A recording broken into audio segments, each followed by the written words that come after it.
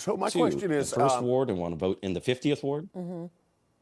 yeah, my question is, how many other states are like this? We're a bit of a minority, right?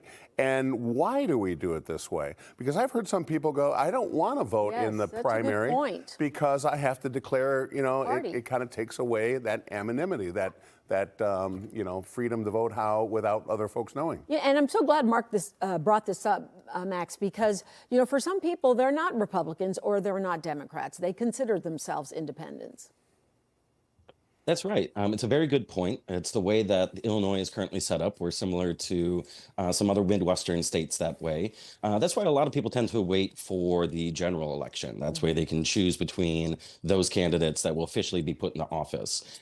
Primary elections, you're nominating them to appear on the upcoming general election ballot. That's November 3rd later this year. That's both the midterm and the gubernatorial. So it's many different state offices, county offices, but also the very important U.S. Senator and U.S. Congressperson.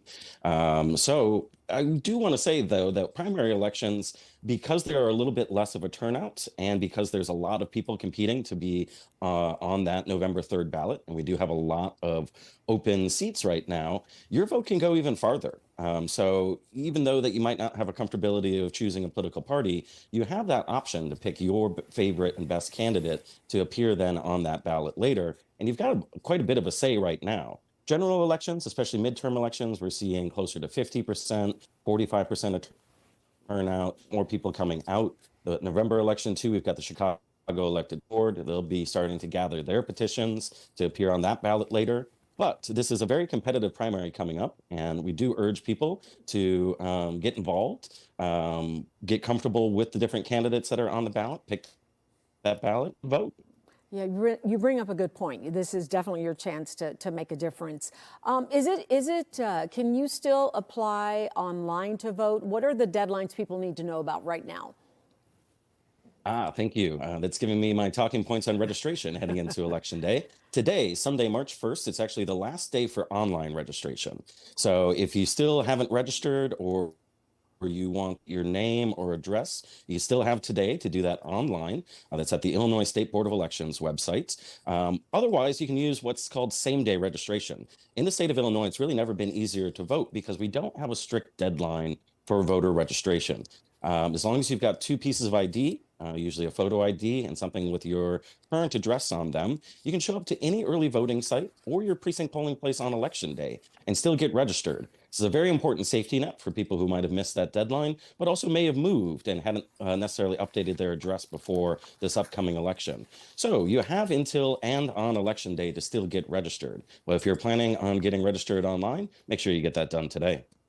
Okay, I have a question for you too, another question, because this is the one that always gets me. So I went online to look at, what the races are, what I'm going to be voting for, which I highly recommend everybody do. So you kind of give a little preview. Right. There are 29 judicial vacancies in the county. Okay, this is what gets everybody, right? It's those judicial vacancies and the people running. So I pulled up my particular area.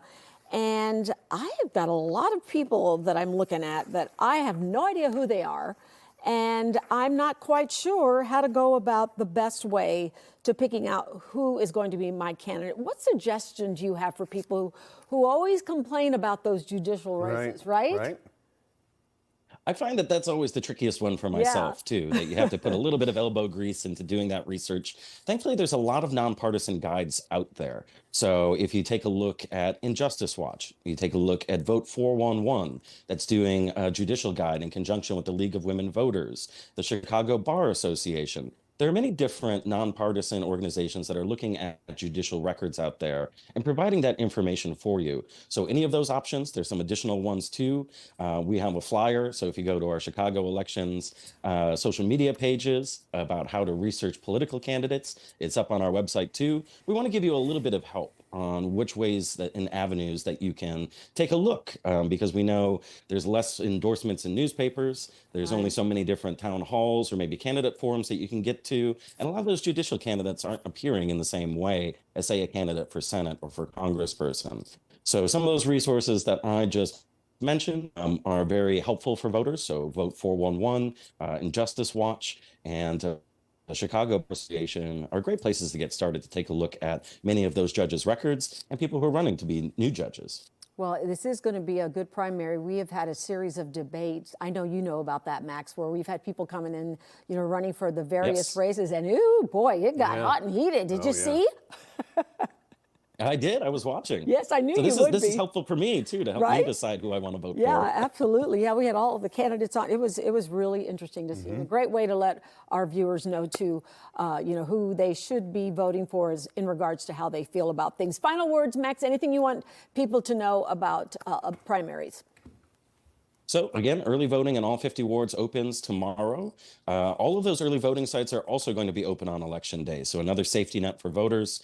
They're open as vote centers from 6 a.m. to 7 p.m. So if you don't make it the chance to go out and vote before election day, and maybe you're working downtown, don't have the time to get back to your precinct polling place, use any of those early voting sites that are open on election day, and use any of those sites to return your vote by mail ballot too. We know that there's been a lot of attention paid on changes to the U.S. postmark system with the Postal Service.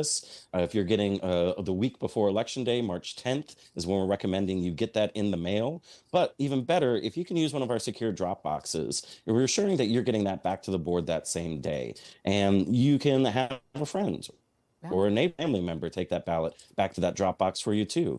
So you've got different options heading into Election Day. You don't have a hard deadline on voter registration. You don't have the excuse, I think, that you can prepare for yourself to say, I missed it, I don't want to vote in this election. It's really never easier to vote than ever, and you have lots of different options and flexible options heading into March 17th. And one thing we should not be doing is going back to that old super site on Lake Street, right? That one's closed. That is, thank you. It's currently a Secretary of State facility, but we've got a brand new downtown super site at State and Adams at 137 South State Street. Still got that new car smell. We got even more space, a few more machines for voters too. That's going to be open every single day through Election Day too. So if you find yourself downtown, stop on to our new super site. It takes about 5 to 10 minutes with this ballot, so we can get you in and out. All right, sounds good. Max Bever with the Board of Elections. As always, thank you for what you do, and thanks for joining us bright and early on a Sunday morning. We appreciate your time. Thank you so much. Thank you, sir. Yeah. I had a college professor, a political science professor. We were talking about that very thing about judicial races. Yeah. And he was talking about, the line where it says vote to retain. He's like, I'm always checking against those people because I just want to turn it over, get new people in there. And I'm like, okay, I'm paying money to sit in your class, and this is the advice you're coming up with? That's what's hard, because I think people do get frustrated because, I printed mine, and there's like 3 or 4 people in, certain areas. Yeah, and who are you? It's worth it. It's worth it to do a little study. Absolutely. Yeah. Okay, we have we have some very fun things coming up to share with you, so we're going to take a little break, and we'll be right back, so don't go away.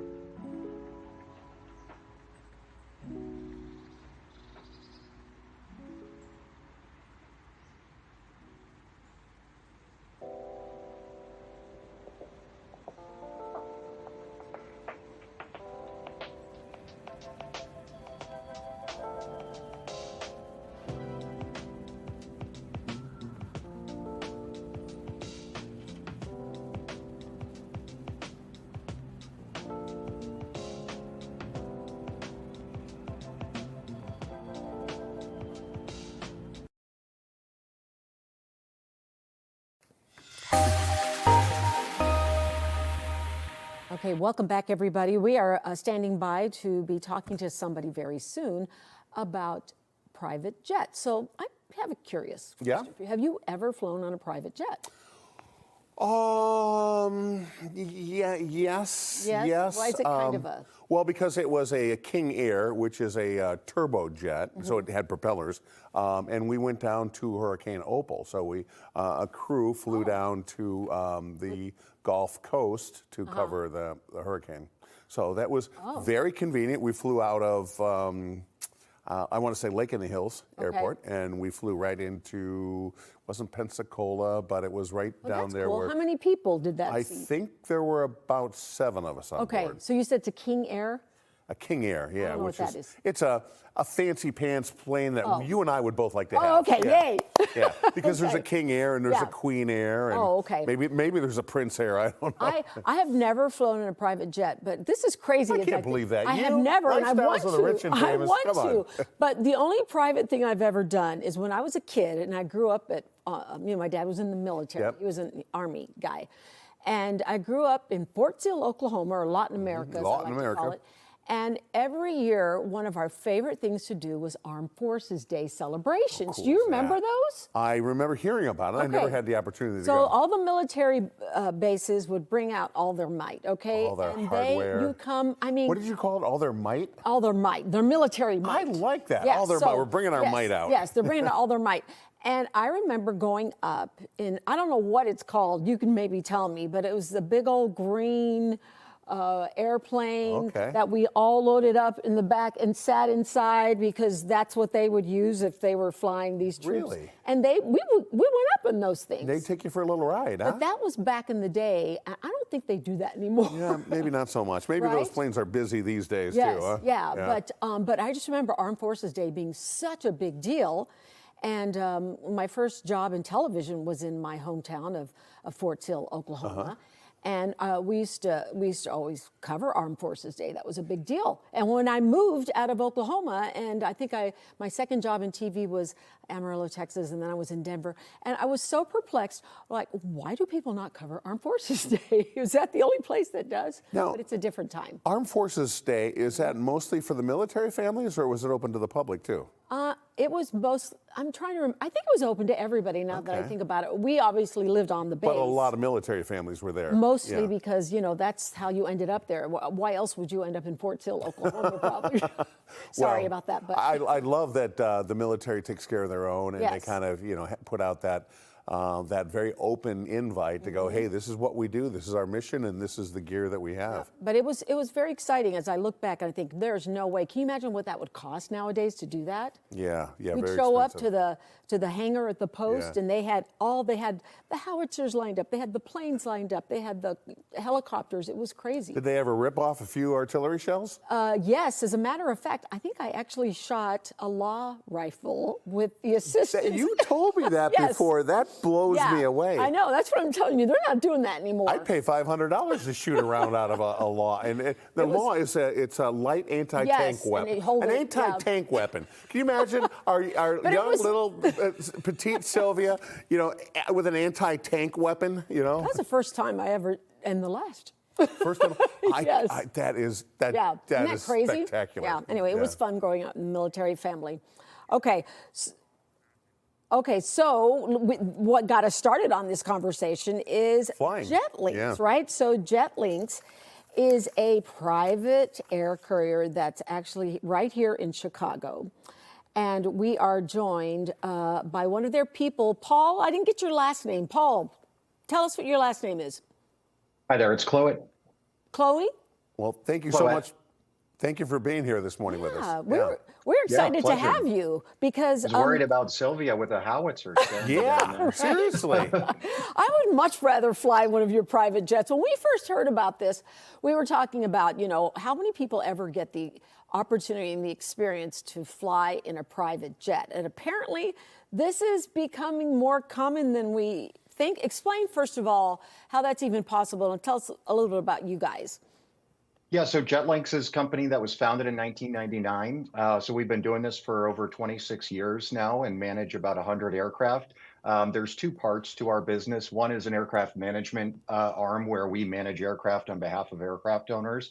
And the second is the Jet Card program. And that's more of the kind of consumer facing platform where you can give us a deposit or pay a fee and get access to our fleet of aircraft. And yeah, in Chicago, we've got a base up at the Chicago Executive Airport, have been operating out of there for about 15 years, but also sometimes, do flights out of O'Hare and Midway too. So yeah, we're really excited to be in the Chicago market. We've been a big part of the community here. I live out in Mount Prospect, right near the airport. And yeah, we have a great team out there of 5 people, and we're excited to serve our customers out of the base there every day. So this is what is known in the industry as fractional leasing. Is that correct? That is not correct, actually. We're a Jet Card program, slightly different than a fractional. Jet Card program, you are not buying ownership in an aircraft. You're buying access, guaranteed availability to those aircraft, versus the fractional model, which is I actually own a share of this aircraft. Okay. You may never fly on that aircraft, but theoretically, you do own a share of an It's an airplane. investment. Okay, bottom line, let's get to, the nuts and bolts here. How much does this cost, and how does this work? Yeah, so the pricing is really varying. Like there's not a single, this is the cost of it. But what we have done at JetLinks is, with the introduction of our Jet Card product, we have made it pretty accessible to get in and at least try it out. And what people are paying for today, where I would say a little bit different than what we've seen historically. Historically, it's really just been about luxury, right? Today, it's really about efficiency, reliability, reach, and productivity. You take the fact that there are 5,200 airports in the United States that are only served by the commercial airlines, to a number of like 520, 530. So there are almost like 4,500 airports out there in the United States that are not served by commercial airlines. And using private aviation is a great way to get access to those airports and be efficient with your time and productivity. So I've got a sense of what the niche that would fall into your business model would be. Say, for instance, I'm not a multimillionaire, but I've got a business and it's fairly successful, and I've got an affiliate in Fort Dodge, Iowa. You guys would be perfect for that, because I can link up with you guys and I can go to some like second or third or fourth tier airport quicker than you're going to save me time. Mm-hmm. You nailed it. That's exactly right. And you think about that, especially if you're bringing 4 or 5 other members of your team to do that. If you're trying to link multiple kind of, out locations with a team of 4 to 5 people, you divide the cost of that flight and those flights by the people that you're actually taking with you on your team. You think about the productivity that you're gaining from doing that. Like on a commercial airplane, like you just wouldn't be able to accomplish that mission. And if you were able to do so, it would probably take multiple days. And if there were any delays or service interruptions as you were doing that, obviously a disaster for what you're trying to accomplish. So with our model, we really make it what we think is a very efficient way to do that, both from a time perspective and from a cost perspective. If you look at the return on the investment of that time and the certainty that we'll be able to fulfill that mission for you. So you nailed it right there. Okay, but I got to get back to the cost. Come on, give me an idea. Give me an example. My daughter lives in LA. I am going to look into maybe flying or maybe I'm going on a girls' trip, or Mark and I are exploring Tornado Alley in Oklahoma. But let's pick a spot. I would rather go to the beach. Let's pick a spot. I'm going to LA. You've got to give me some kind of idea what the pricing is. Yeah, the cost is going to be the cost. The value that we provide in doing that is just going to be. I want to know how much it costs, though, Paul, because I'm not going to call you unless I get some kind of a range.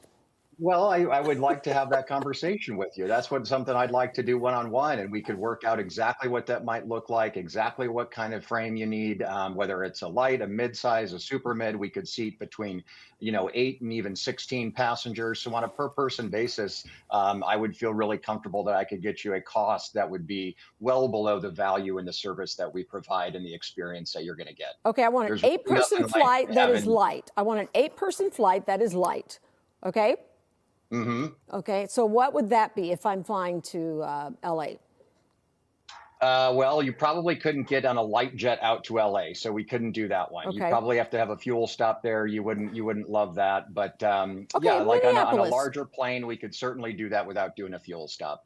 Still haven't given me any price, Paul. You're killing me. I'd love to have a conversation with you after this. We could Okay, chat all but I can about tell it. you right now, because that's why we wanted to do this, was to, to tell people, okay, there are more people that are now taking flights, but I'm not going to call if I'm going to think it's out of reach. So is this out of reach? Can you just give me a ballpark? Oh, for you, absolutely not. It's not out of reach. No way. You're still not going to give me a price?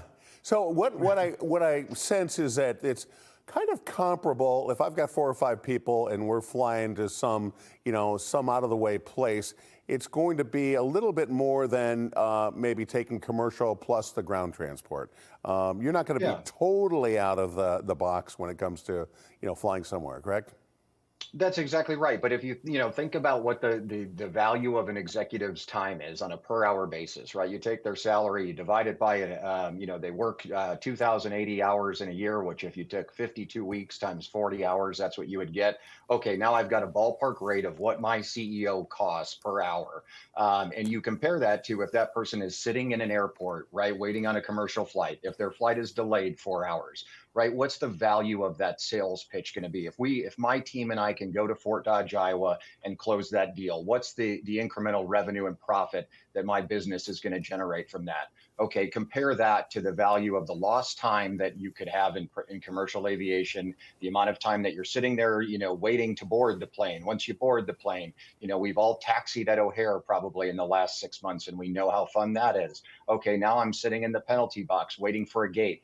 Add up all those hours, multiply it by that CEO's, per hour wage. And you can kind of quickly get into a place where it's like, okay, maybe this isn't, so much about the cost. It's more about what's the cost of me not doing it. Can I use you just one time, or am I signing up for the entire year? Yeah, you can use us one time. We prefer if you didn't, and we think that our service would justify, a recurring, relationship with us. But you absolutely can try us one time, and if it doesn't work for you, if things aren't what you thought they would be, that's something that we absolutely understand. But it's so rare once it happens. What we find most often in private aviation is once people do it once, they're in. Okay. It really is. It really is that good. Okay, one more 8-person flight, light, Minneapolis. Accessible. Not as bad as you would think. 4,000, 10,000. Give me come on. Am I close? Yeah, you're close. You're in the ballpark for sure. Okay. For sure. Okay. Do we get peanuts? Oh, you can have catering, whatever you want. If you want to order Chick-fil-A, if you want a steak from down the street, anything like that. We've got a team up in Chicago who our customers have their private phone numbers. They can text them and say, hey, this is what we want on the flight. We try to do stuff like that in advance and kind of know what our customers' preferences are. But absolutely, there is nothing that you could ask for that we haven't been asked for before and that we can't do. Yeah. Portillo's hot dog. Steaks way better Paul. than peanuts. That's All right. the time, Portillo's. Okay, Yes. Paul with JetLinks, thank you so much for joining us this morning. We appreciate your time. Have a good one. Yeah. Thanks so much for flying. having me. Yep. Okay, so I kind of got ballpark, you said. I said between 4,000 and 8,000. Okay. 4 and 8. Yeah. I'm What do you think? probably going to ride 8 my people. bicycle. Yeah. You're gonna pump. It's going to take me all the way. Yeah, as I always told you. Okay. So next we're moving on. Speaking of flying, this doesn't involve you flying.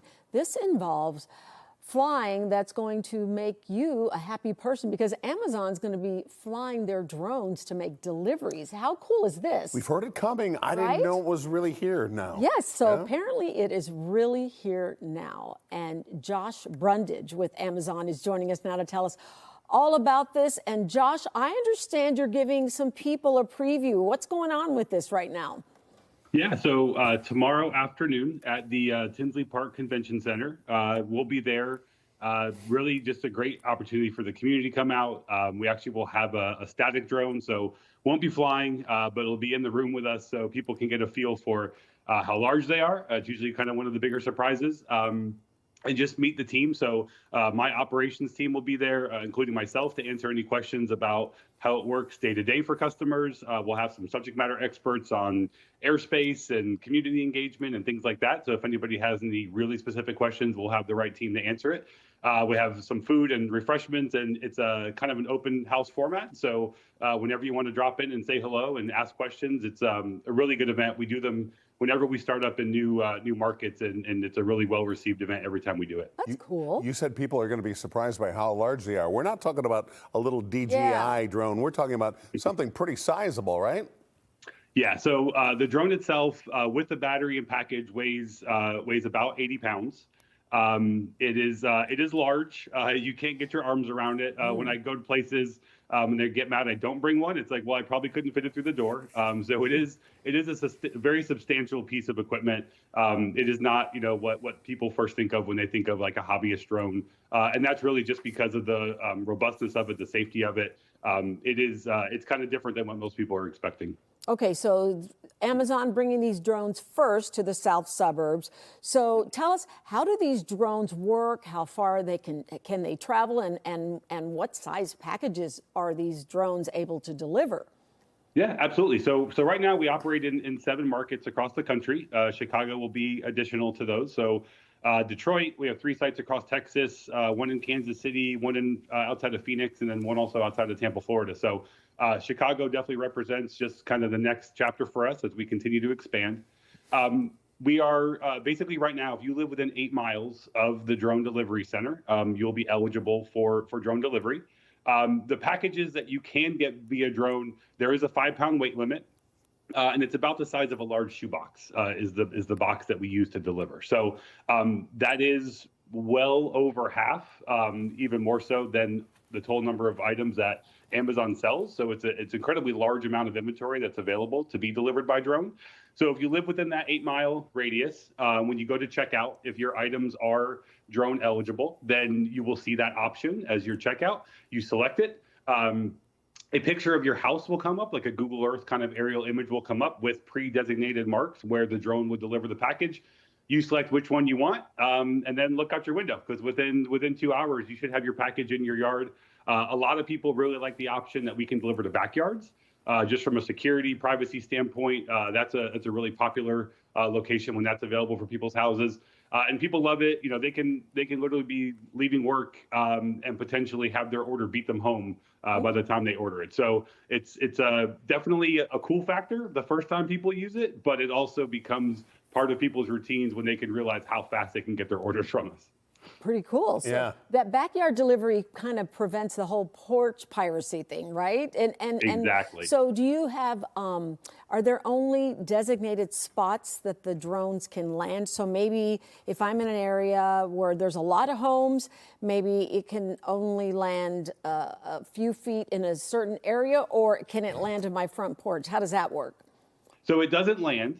So actually the drone comes in, it hovers to about 12 feet. And opens up and drops the package out. So we actually have special packaging with honeycomb inserts inside that pad, so your item stays safe once it lands.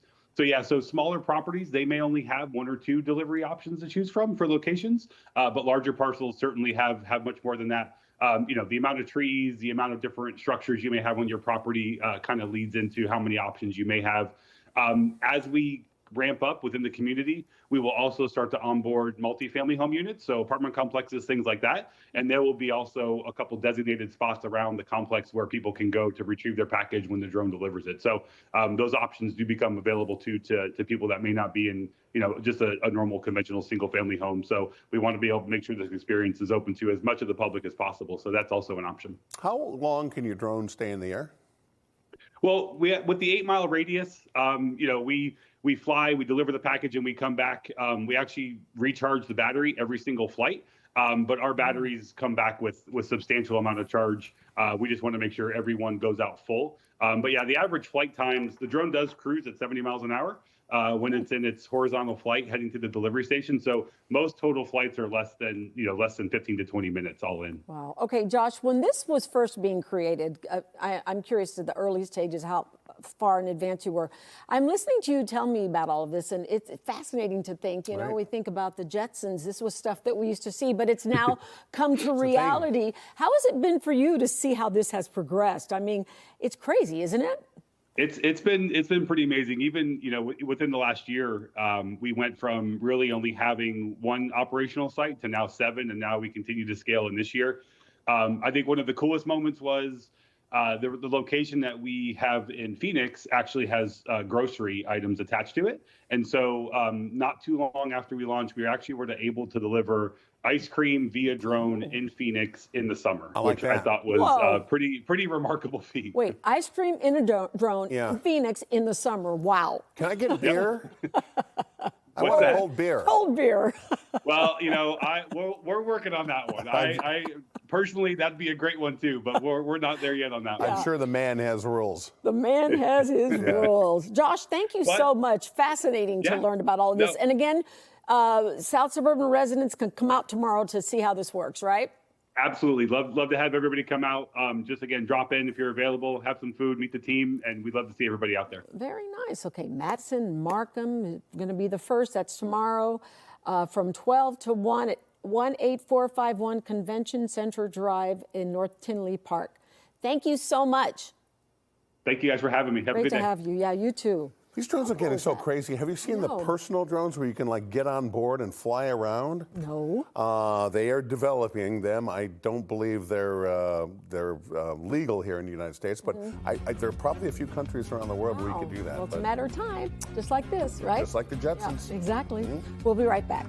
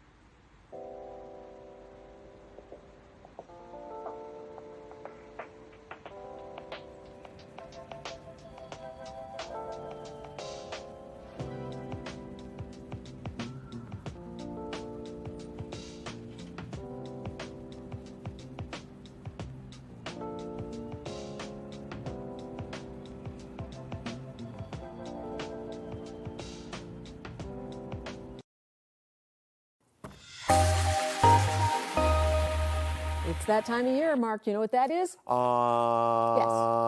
Time for ice cream? Polar plunge time, right? Which you have done a few times. Oh my goodness, yes, I have. Yes. Well, you're not doing it today, so that's no, good I'm news. not. Yeah. But it's all about raising money for special children's charities. And Amy Taylor is executive director of the Special Children's Charities. She's joining us out from the beach right now. Amy, good morning to you. Good morning. Thank you for having me. Well, thanks for joining us this morning. This is benefiting Special Olympics, I understand, and today it's happening at North Avenue Beach.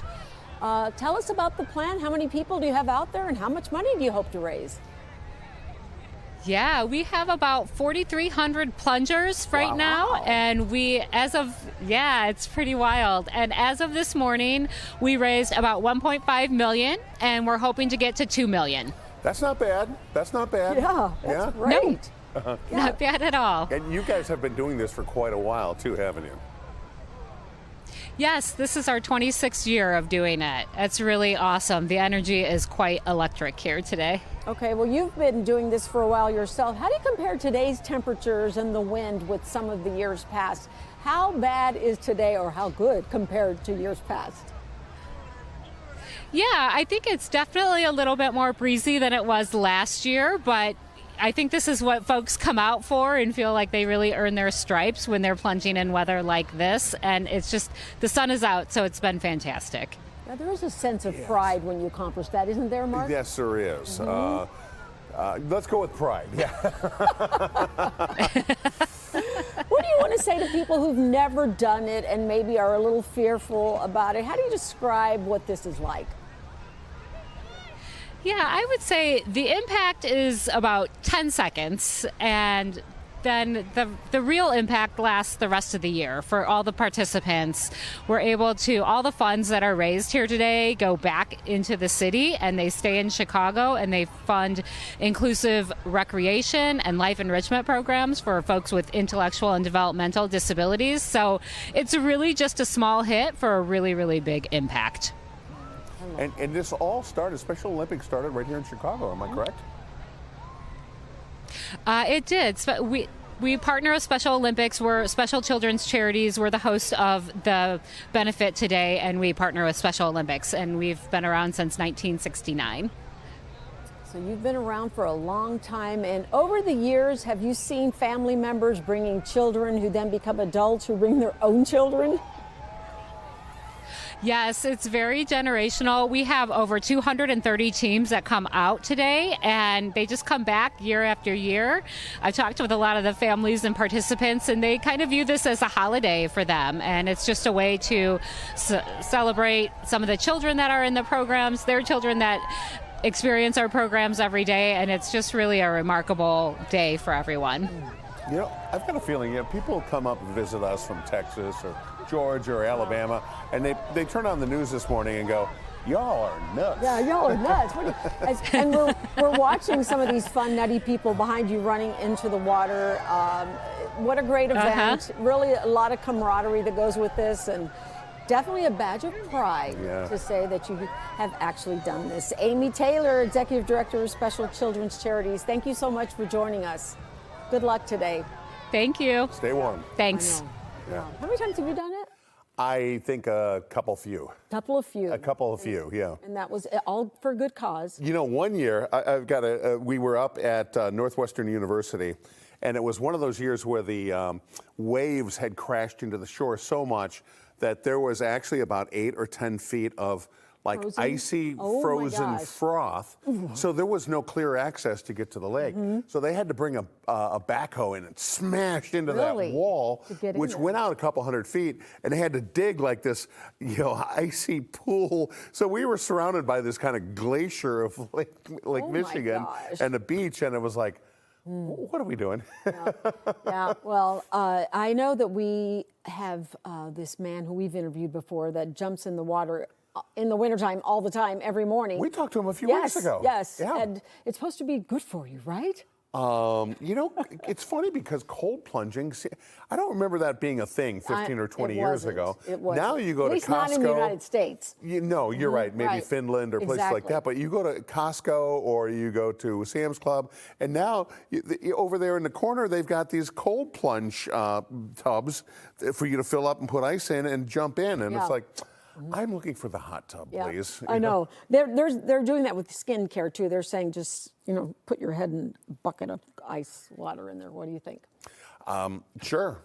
It's supposed to help with your skin. I can do it with the face, the whole body. This next segment I'm very excited about because I did a story with this wonderful group that started these local style potato chips. So we're talking the flavors of giardiniera, like Italian beef, pizza, all these great Chicago style flavors. And they have a new flavor out just in time for St. Patrick's Day. But before we reveal what that is, let's go out to Laura Gardner, who is the founder of Local Style. Laura, good morning. How are you? Good morning, everyone. Sylvia, it's great to be back with you. Oh, it's great to see you again. And for those who don't know, tell everybody in a nutshell, the short version of how you started Local Style. Yeah, definitely. Local style exists to celebrate Chicago's famous food. And so I got laid off and really like from that moment, I couldn't shake the idea that hometown food was so powerful and needed to exist in Chicago form on kettle cooked potato chips. So we launched a whole lineup. You named some of the great flavors there. And in one short year, this city has taken us to local delis all the way to Soldier Field. So we're so grateful. And you better believe when the biggest party of the year rolls around, St. Patrick's Day, we were going to show up with a new flavor, green beer. How about the, okay, Mark. Green So, beer. so yeah, Laura sent over some. So here's the Wow. other ones, but this is the green beer. And Okay. I mean, you know, when we think of St. Patrick's Day, everybody says, oh, you know, Boston, but we know better, right, Yeah, Laura? we know it's way all better, about right? Chicago. And I love that you went Nobody that does extra St. Patty's step. better than Chicago. So this is the green beer. Tell us how, you can't taste it yet. Oh, I can't taste No, it. Okay, okay. No, but I want you holding to on. taste it, Okay. though. Tell us how this flavor came about. How long it took you to get that flavor that you felt like you nailed it? So our green beer flavor right here took about 12 iterations, Sylvia, and we really wanted to capture that feeling, that energy when you are at your favorite craft brewery in Chicago, drinking a hoppy, bright, crisp, refreshing brew. And we really wanted to pack that all into a potato chip. And the best part is they're 100% non-alcoholic and made with all natural ingredients. I love it. 100% non-alcoholic. Okay, and you're doing something fun. There's a fun contest going on. Tell everybody. Okay, Mark, now you can dig it. Okay, I can dig Yeah. it now. Huh? Tell Okay. everybody about this contest that's going on. All right, everyone, get ready because this is Chicago's Willy Wonka moment. We have made a handful of these chips, and when they're gone, they're gone. And 1 in 20 bags will be green flavored chips, like green, the color of shamrock. You have one? The other bags will be our golden ale, our standard golden ale colored chip. So you're really searching for the green chips. And if you find them, you will win an instant leprechaun surprise and be entered to win free chips for a year. That's 365 bags of chips for the grand prize. Okay, so we have 3 bags Yeah. here. And we- Mark, do you have a Yeah. green one no, in there? I don't. So if I can win a leprechaun, is that right? Woohoo! A leprechaun surprise, Mark. Get Oh, ready okay. for your Leprechaun digital surprise. leprechaun Okay. surprise. I'm opening them all just in case, Laura. So Yeah. first of all, what did you think of the flavor? They're very tasty, very Yeah? crisp. They're great chips. But can you tell it's beer? I could if I had a beer. So maybe we should. Okay, I haven't tasted You're yet. searching for the hoppy note, Mark. That really like The bright hoppy. hoppy note. I'm very hoppy eating these. Okay. See what I did there? Oh, wait a minute, Laura. No. Yes. Get You outta winner. here. Okay, hold on. Wait a minute. Pick up your. Okay. Okay, Here's Mark's yep. bag. Let me show you my Yeah, chip. show your chip. It looks like a chip. Ha ha! Woo! Look what I got. I got Oh, the green I one. want to taste the green ones. and see if they're Yeah. So, Congratulations, Sylvia. Okay, You're so- a winner. and what do I win? A leprechaun. So right away, you're going to get a digital leprechaun surprise, and then you'll be entered to win free chips for a whole year. Oh. You know, they're magically Yeah, you just delicious. post to social media, and we take care of the rest. Okay, I'm tying into the Italian beef now because, and I love the logo there. He's just like a cool little Italian beef with a. Actually, tell everybody because your marketing I think is genius. I love each character has a name. Tell everybody about that. Oh, all right. Well, this our newest character right here is Patty for obvious St. Patrick's Day tie-in, but also near and dear to my heart, my mom is Patty. So this one goes out to you, Mom. No, But yes, all of our little characters have personalities and names, and we really wanted to capture, we call them the foodie family, and we wanted to capture that feeling that you have on a bright, sunny Chicago summer day when you're walking down the street with all your friends and you're having a great time. So that's the energy of local style. You know, I really love your story because you talk about getting laid off and then this other door opened and magic happened. What was your previous career? What did you do before this? Yeah, I had a long career working for big corporations. And so I worked for places like Procter & Gamble and PepsiCo and really learned a lot about how to launch a new product, how to introduce a new food item, new innovation into the world, and really understand the consumer and food landscape. And so that was really the background that I brought to local style. But I always wanted to be an entrepreneur. Yeah. Always, always, always, I since can I was a believe- kid. How long has it been now? Is it a little over a year that you started this? We launched last April, so we're coming up on the 1 year anniversary, and Chicago just showed up to support this brand, and we are so incredibly grateful. I mean, you have grown exponentially, probably beyond your wildest dreams. Tell everybody where you are now, because you're being shipped across the country too, right? We are. So you can buy the green beer chips starting today. We just dropped them on our website, localstylechips.com. We ship nationwide. And we're also partnering with Binny's. So all the Binny's in Chicagoland and beyond, you can go right now and buy your green beer chips. And you're right, Sylvia, it's been just an incredible year of growth for Local Style. We're so proud to be in iconic Chicago locations like Soldier Field and the Art Institute of Chicago, Navy Pier, and of course, all of our corner stores, delis, and just neighborhood spots that make this city so special. Am I right that this is the world announcement, the debut for Green Yes. Chips right She here on gave us our the show? scoop. What, it's an exclusive right here? This is the exclusive announcement. You are right, Mark. Sylvia, Sylvia, always for you, my dear. Well, I have to say, these are delicious. And now that you've described that hoppiness, I do taste that.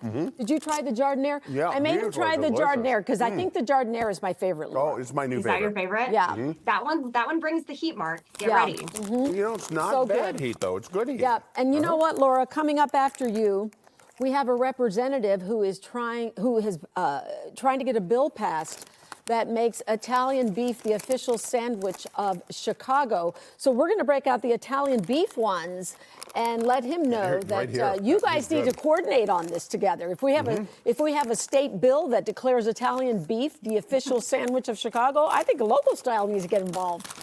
I love that. Finally, politicians Right? doing some good. I love it. Because, you know, potato chips will bring everybody together, right?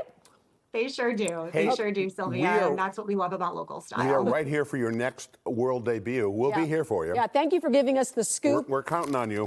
Fox 32 on top of it. Laura, always great to see you and good luck. Keep up the good work and happy St. Patrick's Day. I'm going to go register for my leprechaun. Get a leprechaun. Go find your green chips, everyone. Thank you. We definitely will. See you soon. What do you think? Aren't those delicious? These Which are one are you really trying? tasty. I'm eating the Italian beef. Okay, save that. Which are good. They're good. But the Jardinaire's they my are favorite. really good. Yeah, really Really good. Okay, we'll be back with that Italian beef declaration right after this. I think these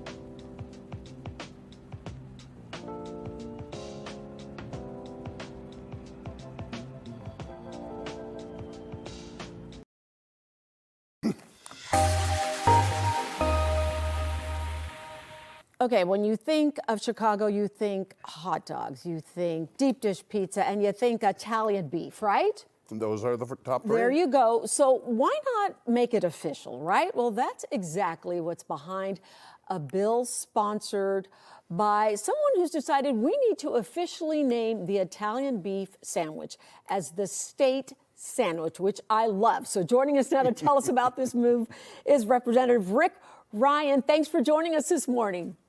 Mark, Sylvia, pleasure to be here. It's so nice to have you. Good to see you. This is fun. You know, we love Chicago, and just like you do, we are all about Chicago. What made you decide to do this?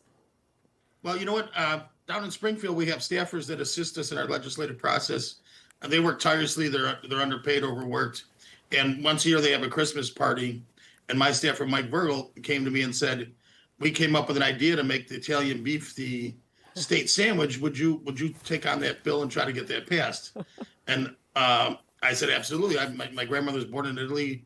I still remember being in her house in Oak Lawn while she was cooking Italian beef all afternoon, simmering in the juice. My sisters and I playing pinochle and waiting for the Italian beef to be ready. So I was happy to do it. And it's been a lot of fun, to be honest with you. You know, when this passes, you're going to be known as the godfather of Italian beef. There's not going to be an Italian. There's not going to be an Italian. You're never going to have to pay for an Italian beef sandwich for the rest of your life. You know that, That's right? his hope. That really was your goal, wasn't it? I will not confirm or deny. Exactly. You know what I love about this? We are in a time now politically where our country is so divided.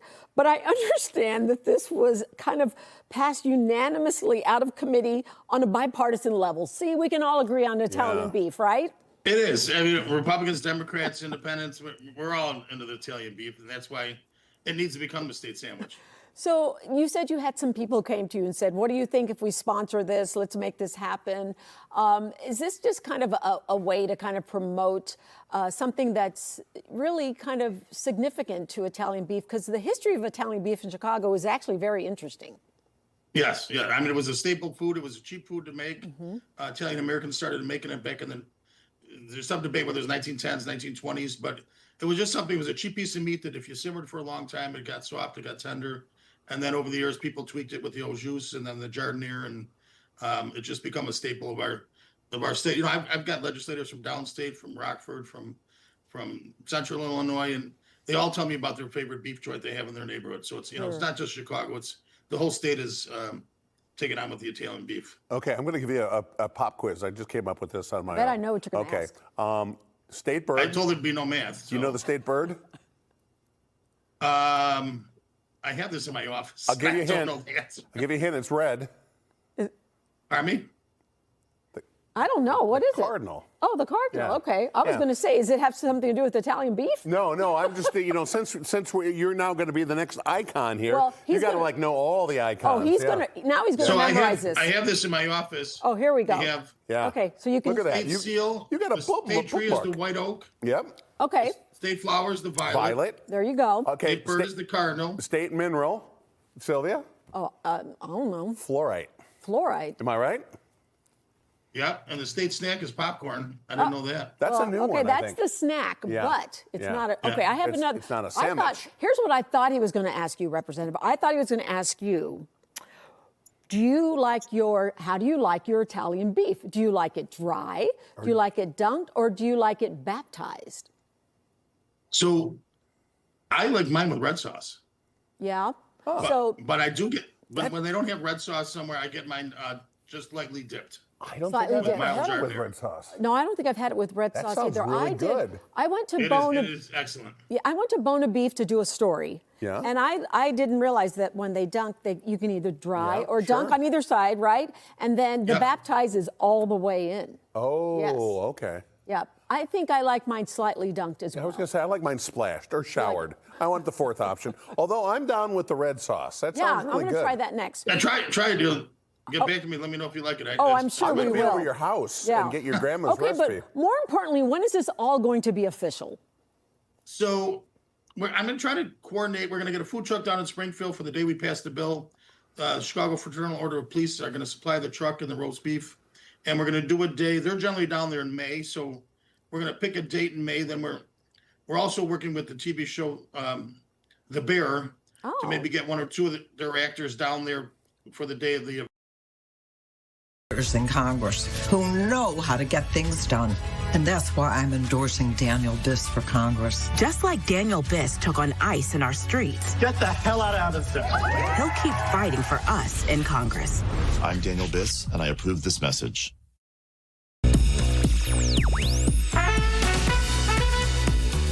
Tonight, the heated race for Cook County Board President. Incumbent Toni Preckwinkle seeks a 5th term, but she's facing a challenge from longtime downtown Chicago alderman Brendan Riley.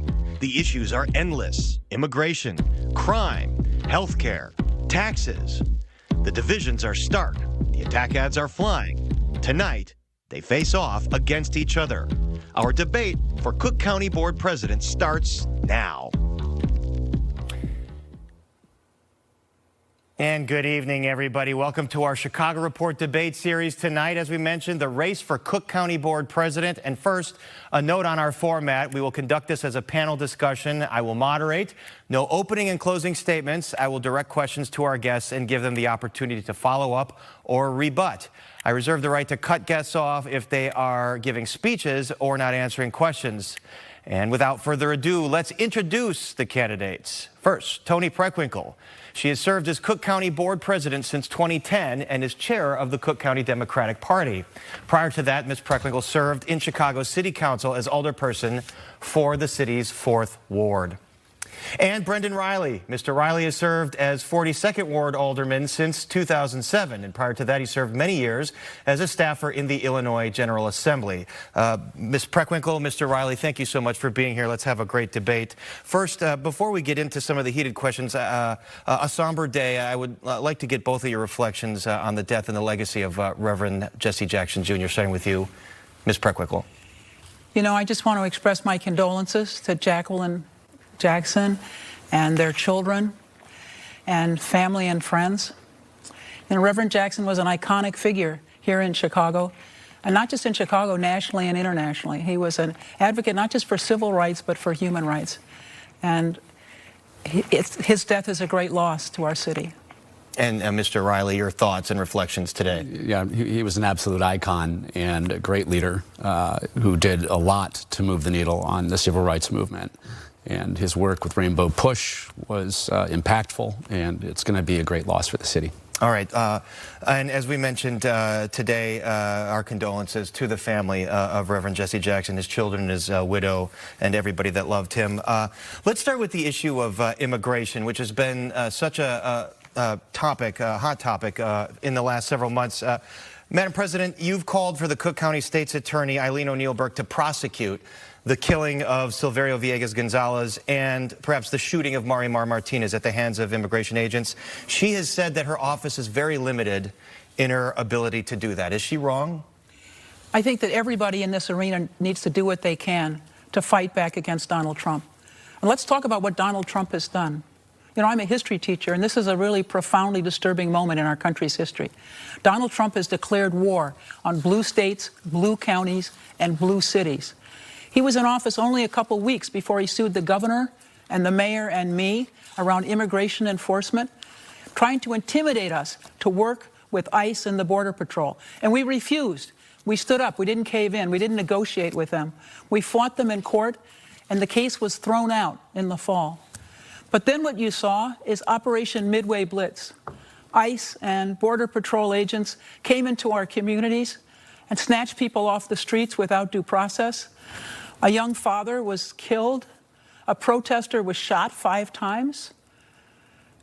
These assaults on our immigrant communities are just atrocious. But it's not just the assaults on our immigrant communities. It's also the fact that he is trying to dismantle President Obama's legacy, more access to health care. He's cut funding for nutrition programs, and now, as a result of the most recent action by the federal government, they're trying to take away child care benefits in Illinois and 3 other states, 3 other Democratic states. But to the issue of the Cook County State's Attorney, she said she doesn't have much latitude to prosecute. I think every actor in this arena needs to do what they can. When the ICE and Border Patrol folks came to Cook County, I issued an executive order. I said, you can't be on our property. You can't be in our hospitals. You can't be in our courtrooms. You can't be in our parking our parking lots. Everybody has to do what they can. And I think the state's attorney needs to look at what opportunities there might be for her to investigate the murder of the young father and the shooting of the protester. Alderman Riley, she said it would be up to local law enforcement to start an investigation. She can't just begin that. Do you agree with her that she doesn't have much latitude to prosecute in these cases, or would you like to see her prosecute? Well, I'd like to see her prosecute, but I believe she's